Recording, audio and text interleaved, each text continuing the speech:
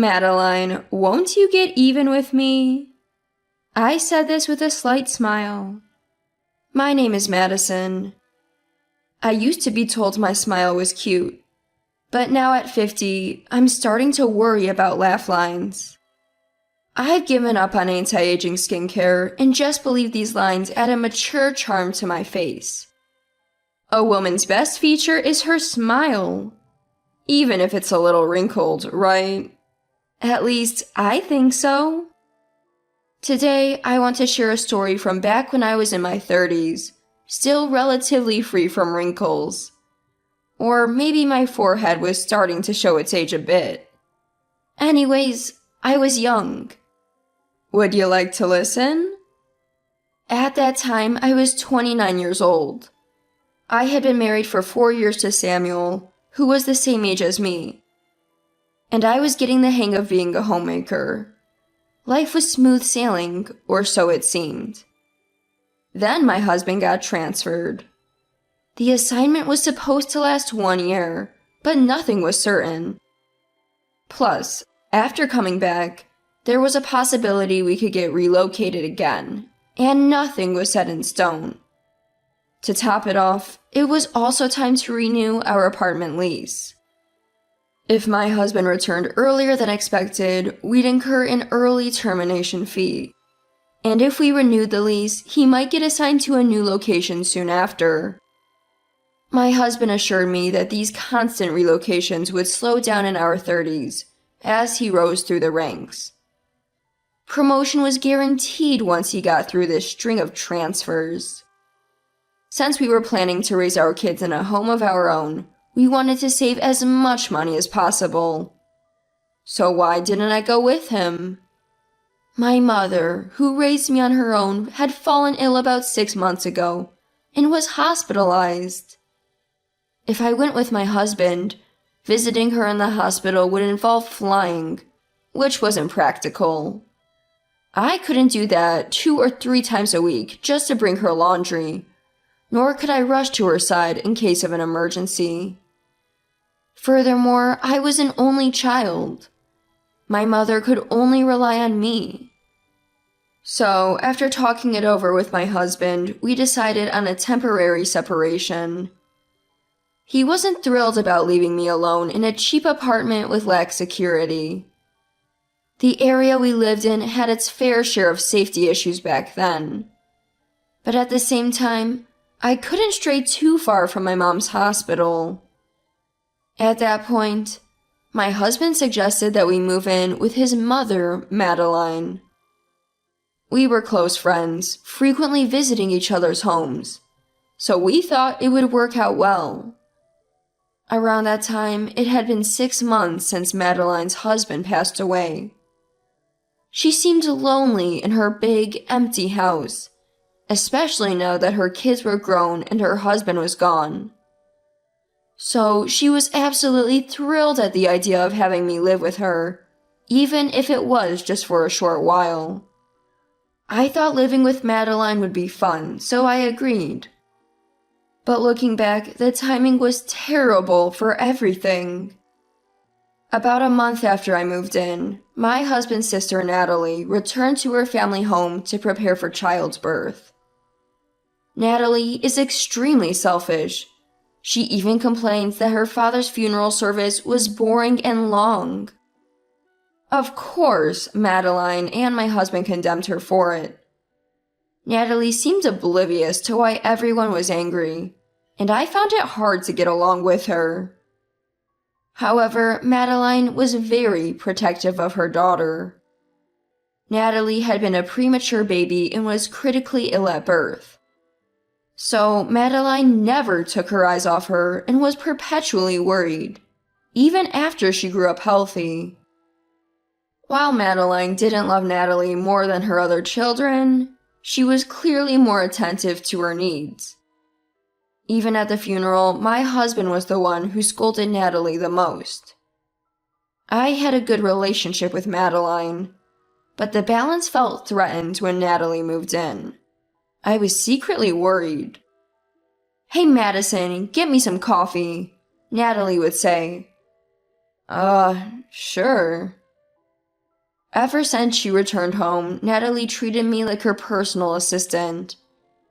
As the wife of their son who was staying under their roof, I felt I couldn't object and just obeyed. At first, Madeline tried to help me, but Natalie kept saying, "Madison is inexperienced as a wife. She needs to learn housework on her own." So Madeline gradually stepped back. 2 weeks after sister-in-law moved back home, the situation was as follows. Madeline was giving me all the chores, sister-in-law was lounging around as usual, and I was the only one constantly working. Even Madeline, who initially felt bad about giving me extra work, was now like, "Just do the usual, will ya?" It's scary how quickly you can get used to things. Before I knew it, I found myself acting like a maid in my in-laws' house. Then one day, Madeline got gastroenteritis. Luckily, my sister-in-law and I weren't infected. With my sister-in-law being pregnant and Madeline being contagious, it made sense to keep them apart. But sister-in-law took it to an extreme. "Don't come to me right after visiting Mom. Take a shower first." She demanded I wash off any potential viruses or germs. "Ugh, I don't even want to walk past Mom's room. Why don't you sleep with her? Your room is far from hers. I'll use it." She even went so far as to kick me out of my room. For the record, Madeline got angry, asking who would support my sister-in-law if I got infected. So I ended up sleeping in the living room that night. I would have preferred using my sister-in-law's room, but she lashed out, saying, "You want to sleep in a pregnant woman's room when you might be carrying viruses or germs? Are you kidding me?" So I just decided it was easier to sleep in the living room. Honestly, her words made me want to cringe. And this is her own mother we're talking about. I was pretty ticked off, but I refrained from confronting her directly. I vented my frustrations to my husband, and even thought about ending this whole living with in-laws situation. But I stayed silent. I didn't want to burden my husband, who's already working hard for our future. He's on the cusp of a promotion because of this transfer. Since he's giving his best, I thought I should too. Then, a few days later, Madeline's stomach flu was finally gone. And this happened on the day after she had self-isolated for another 3 days. I was bringing laundry down from the second floor when I saw Madeline and sister-in-law in the study. I was shocked. Madeline was comforting a crying sister-in-law. What happened now? Is this just another case of pregnancy hormones? Then Madeline, filled with anger, glared at me. "You're such a disappointment." I was stunned, clueless about what was going on.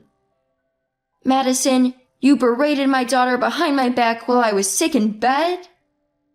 "Wait, I never said anything like that." "My daughter said you yelled at her to look after me. Her stomach hurt so bad from the stress, she asked for an ambulance, but you ignored her." What are you talking about, mother-in-law?" The moment I showed a worried expression, my sister-in-law flashed a malicious grin. "Look, Mom, Madison is panicking. You must have hit a nerve. And here I am, about to give birth. So cruel. I never thought my son's wife would be like this. I've always liked how you handle things seriously. Please, just listen to me." No matter what I said, Madeline just wouldn't listen. Well, from Madeline's perspective, I was the daughter-in-law who ignored her pregnant daughter's abdominal pain, so I get it. Seriously, no one but my family should be ordering me around. Telling a pregnant woman to care for a sick mother is just outrageous. I'm truly shocked, Madison. If you can't obey my daughter, you don't have a place in this house. Change your attitude or leave. How can I get them to understand? Or maybe, just maybe, It's time to leave this house without telling my husband." Just as I thought this, suddenly my sister-in-law started feeling labor pains. It was time to go to the hospital. She probably got excited about setting me up. She was certainly grinning maliciously. From there, it was all chaos. Even Madeline, who was supposed to dislike me, needed any help she could get and asked for my support. Part of me wanted to ignore her, but the unborn child is innocent. Madeline and I united, got sister-in-law to the maternity clinic, and she safely gave birth to a baby girl. After the birth, sister-in-law naturally wanted to care for her own baby, and Madeline couldn't wait to help, so I was left to manage just the household chores by myself. A month flew by, and sister-in-law went back to her husband's place. But the tension was palpable the first time Madeline and I were alone again. So I decided to go ahead with the plan I'd been warming up to, even if it meant taking a risk. Madeline, can we talk?" "What is it?" Madeline's voice was icy. "Well, can't blame her. Do you know that your daughter is actually being nice to you just to get her hands on your inheritance?" "That's impossible! Don't lie to me again. I'm grateful for your help during her childbirth, and I'm keeping you in this house just out of kindness.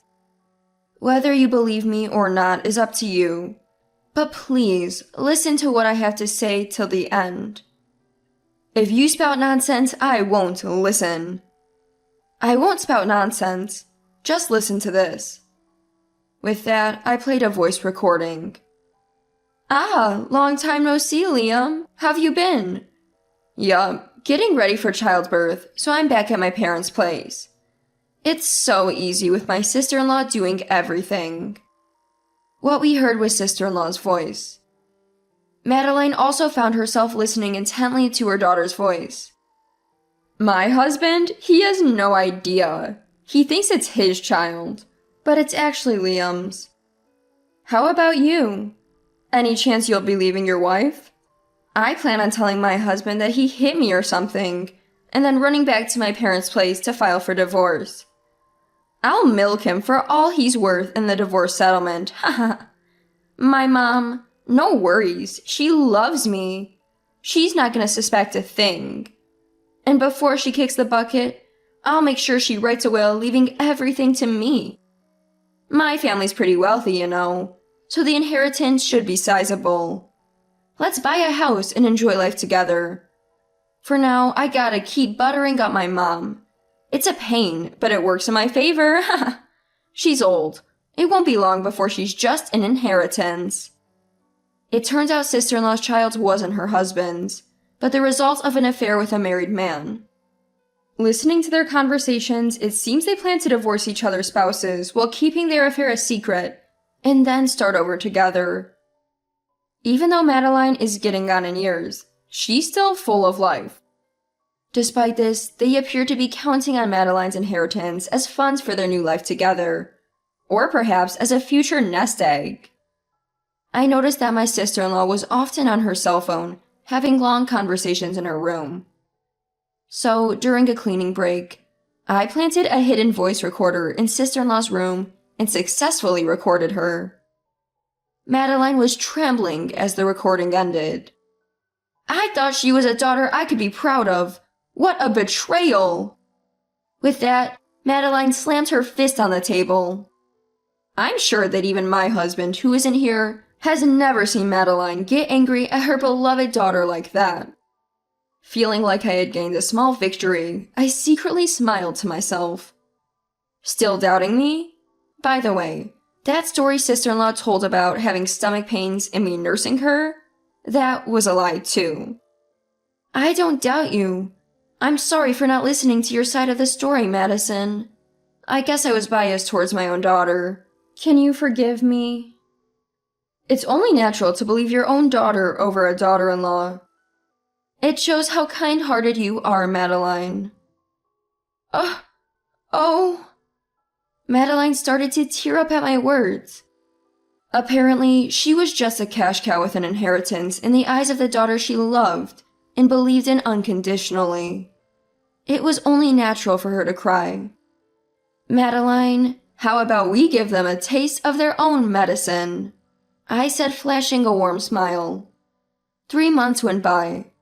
I got a call on my cell phone from my sister-in-law. "Hello?"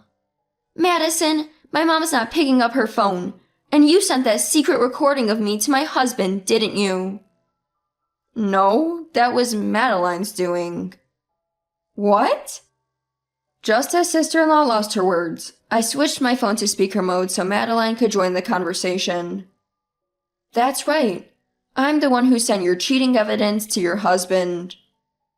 "Well, I did make the recording, so there's that." Hearing our words, sister-in-law could only stammer. What? What's going on? Mom, why would you? Could it be? Yes, not only about the affair.